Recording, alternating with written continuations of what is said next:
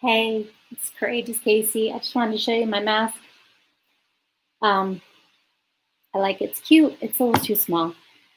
So today's day 18, and I thought I would talk about masks. Governor Polis just put out today, if you didn't see it, for the whole state of Colorado that we have to wear these inside and outside. And I'm absolutely okay with that because I want to keep everybody safe. And today was the first day I got to go to Mile High Church, my spiritual home. And I'm so grateful I got to be a practitioner, a teaching assistant there. And you guys may know I'm in ministerial school. So I wore this for about 3 hours today. And what I found is it's a little too small. The straps, like my ears are bruised. That's okay. I'm not complaining. I'm going to work on that. I really haven't, I've had like a bandana that I have worn for on and off for the last couple of months, but for the most part, I think I've mentioned I've been very homebound and I could not wait to get in my car, take my mask off, get home, get out of my like church clothes, get into my comfy clothes that I've been wearing nonstop. And, but I wanted to talk about this mask because I think I mentioned this too, is that the whole point of these videos for me is to kind of unmask and like take off that part of us. And I feel like I've had a huge range of emotions today, like so much excitement being around people today. There was about 20 of us in this huge area. Everybody was 6 feet apart. Even with microphones, we had issues and stuff, but it was so good to be in my spiritual community. And it was also super bittersweet to be there and everyone's wearing these. And it's just strange. We couldn't hug people. It's a very huggy community. I couldn't touch people. And so it's bittersweet. And it's interesting because I also, sent a message back today that was bittersweet. And I actually, been sitting on it for a little while and even connected with my family. And they're like, just ignore it. Just ignore it. And I'm like, you know what? I've been doing that my whole life, like ignoring things like confrontation. Or uncomfortableness. I shouldn't say I have not been ignoring uncomfortableness my whole life. I mean, I do face a lot of things, but, sometimes it's just hard. We live in this digital age and, we don't always have those conversations or really understand. And sometimes I find it's hard to even articulate the uncomfortableness. I don't always feel like I even have words for it to understand, miscommunications, difference of opinions, and, we all have our own different kind of challenges that show up. One of mine is just sometimes feels like constant overwhelm as, single mom. And I feel like I have to be the mom, the dad, the business owner, the house cleaner, the bookkeeper, the everything. And it can be very overwhelming. And I'm absolutely not complaining whatsoever, but I'm just acknowledging that I'm not perfect and I'm working on giving myself grace and like taking off that mask of I'm doing the best I can. And I encourage all of us to do that, I think the reason that I'm so drawn to, spiritual practices and consciousness studies is like trying to understand my own consciousness better so that I can communicate better and be in relationship with others.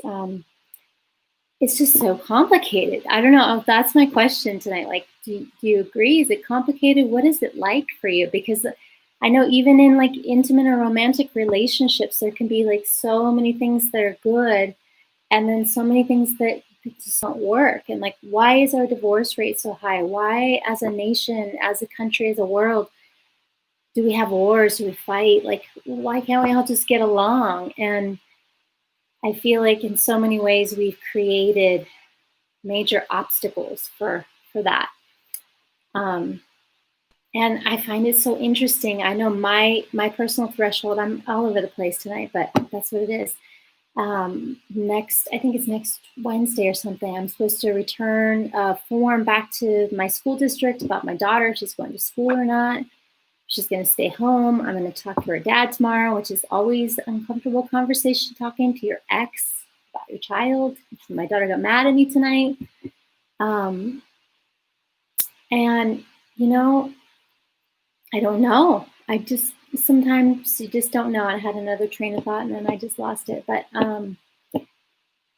so sitting with that uncomfortableness, and I think I've mentioned, like, I'm studying Buddhism, and Buddhism is it's not all about suffering. It's understanding that suffering is a part of life and accepting it. And then, there's a path out of it. And so being able to honor where you are on the path. And for me, a lot of my path is being in confusion and being in somewhat uncertainty, because I just have this deep kind of belief that I belong on a different planet. It sounds crazy to say out loud, but we are here on this planet, and it's just not an easy task, and we come here to grow and learn, and I'm constantly striving for a more peaceful, easy place to be. So because I'm absolutely dedicated to being courageous, I feel like I'm gonna cry right now.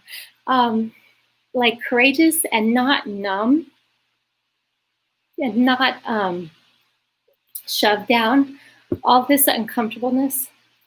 God darn it. I thought I was gonna be like a couple months, another month or so before I got here, but it's hard sometimes, and that's okay. That's okay. It's okay to not be okay. And I really am okay. Like, it's just, I feel very deeply a lot of stuff. And we don't really live in a society that opens us up to sharing that willingly and easily with each other.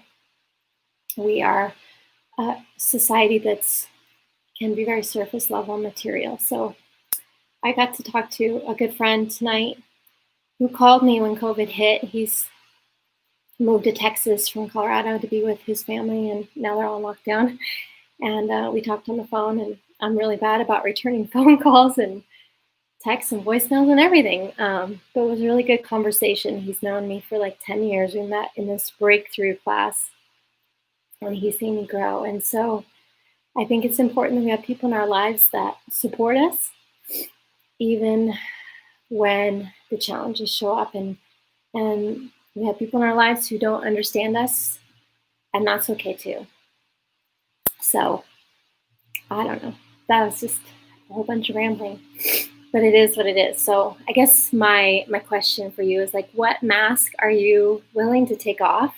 What does that look like? And I guess I just feel like maybe I just intentionally or unintentionally took off my mask because deep inside, I guess I have this fear that I'm going to cry all the time when I show my vulnerable true self. And look at this. It kind of came up. The tears are there, but I'm still moving forward. And I can tell you this has actually been something I've been working on for a couple of years. So I'm proud of myself. So I'd love to hear what mask you're releasing and what you're proud of that you're doing during these challenging times. And leave a comment, let me know. And tomorrow is a new day. So I hope you have a great moment. I'll talk to you soon. Namaste. And play.